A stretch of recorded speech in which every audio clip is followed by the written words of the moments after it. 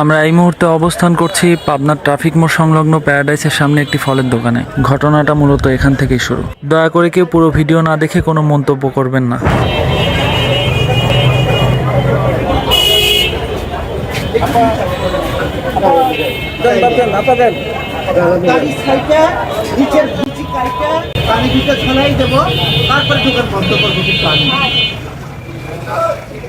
কে আপনি কে আসলে? আপনি কে বলেন, আগে পরিচয় দেন। আপনি কে? কি আপনি কে? আপনি কে? আপনি কে?